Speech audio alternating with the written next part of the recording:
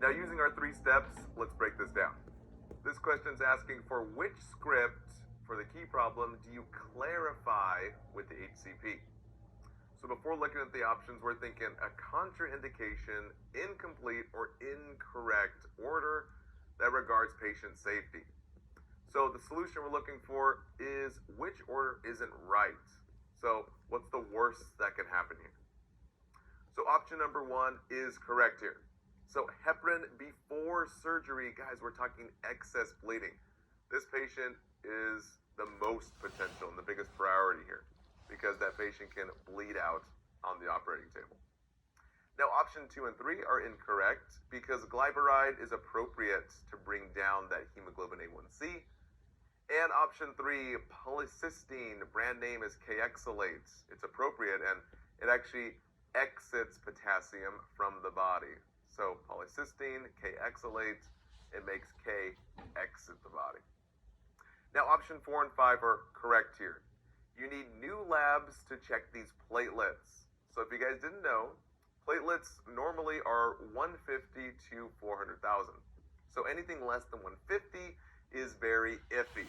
And anything under 50, guys, it's very risky. You're talking big bleed risk here. So we're talking 50,000, not just 50. And option number 5 is also correct. Too much ibuprofen. So ibuprofen is an NSAID, which is not good for the entire body. Big bleed risk, as well as a whole laundry list of other complications. Okay, that wraps it up. For more details and test tips, please see our rationale below.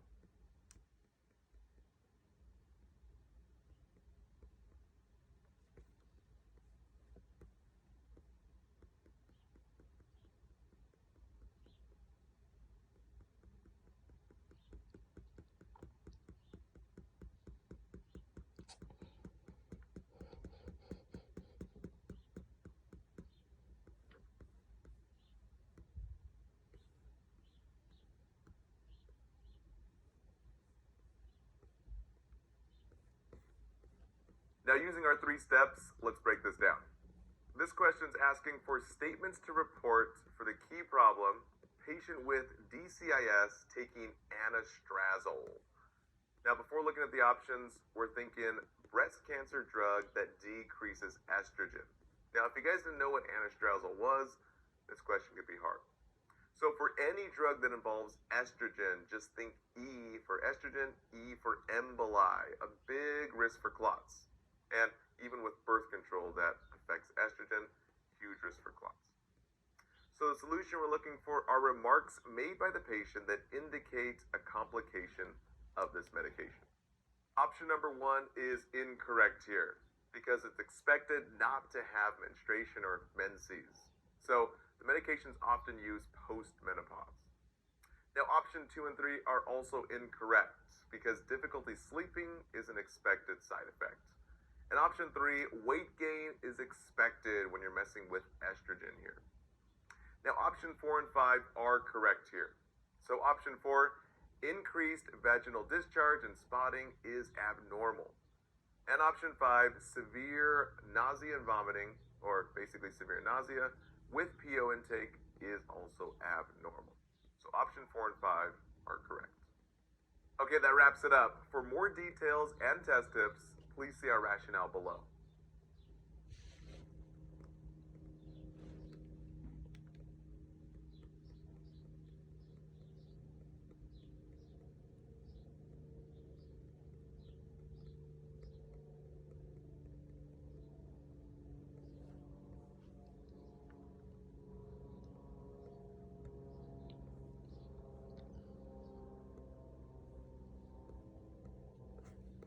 Now, using our 3 steps, let's break this down. This question is asking for correct patient statement regarding the key problem, apixaban for possible DVT. Now, if you guys didn't know, this medication is anticoagulant with a big risk for bleeding. So, it's a new blood thinner on the market here. So, to help you remember, apixaban, just think of the bands here. So, ban for Band-Aid. So, huge risk for bleeding. The patient might need some Band-Aids, right? And there's no need to avoid vitamin K. so those patients can eat those green leafy. So there's no ban on vitamin K or those green leafy with the Pixaban. So the solution we're looking for are remarks by the patient that are true regarding this medication. Option number 1 is correct here. Green leafy veggies are okay with this medication because vitamin K is for warfarin. So option 2 is incorrect. Vitamin K rich foods, guys, they're okay. It's just not okay for warfarin here. Now option 3 and 4 are also incorrect. You don't need to rest or nap so often because, guys, it's an anticoagulant. Now option 4, also incorrect. You don't take with aspirin or NSAIDs, which can increase the risk of bleeding. Which leads us to option number 5, guys. So again, don't take aspirin or NSAIDs with any type of anticoagulant or any type of blood thinner.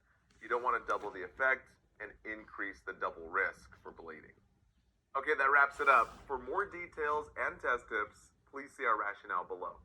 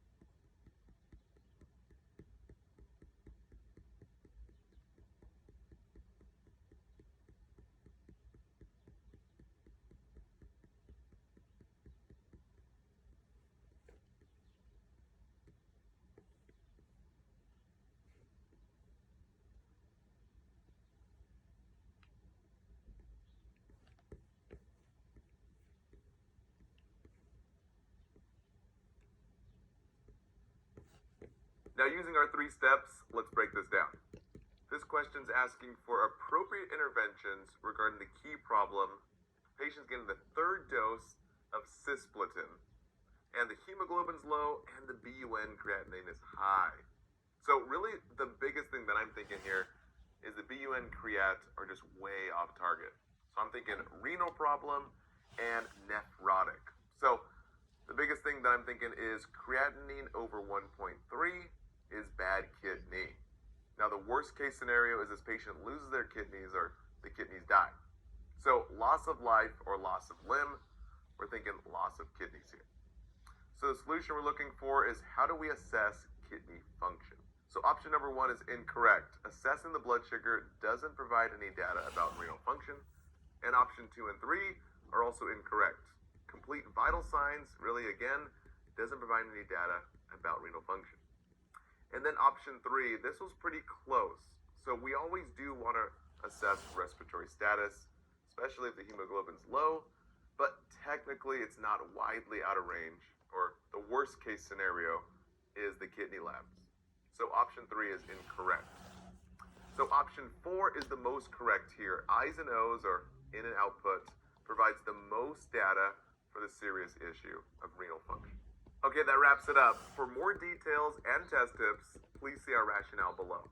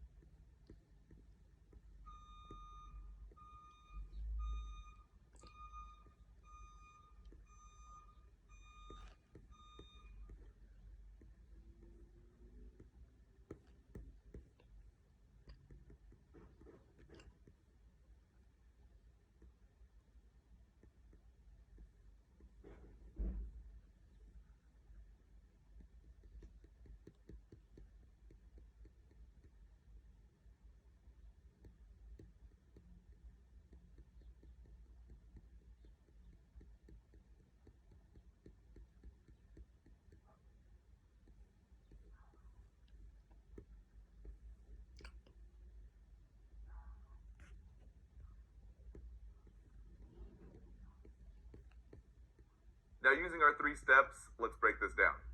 This question's asking for interventions to do for the key problem administering the next dose of infliximab. So before looking at the options, we're thinking it's a biological med that suppresses the immune system. So the memory trick we use for this big infection medication that can cause infections is infliximab, is like infection mab, because it lowers the immune system. It can cause a bunch of infections around the body. So the solution we're looking for are actions to do prior to giving this medication to the patient. So option number 1, 2, and 3 are incorrect. A CBC may give some data regarding an infection, but guys, it's really non-specific and it's not really required for this medication. And option 2 and 3 are incorrect. Ejection fraction is not related to this med. That's typically a cardiac med. And option 3, rheumatoid arthritis factors, guys, not a complication of this med. So option 4 is the most correct.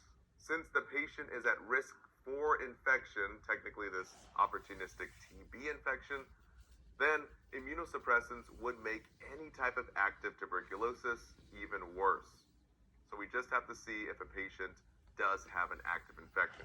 So option 4 would be the most correct because we're checking everything to keep the patient safe. Okay, that wraps it up.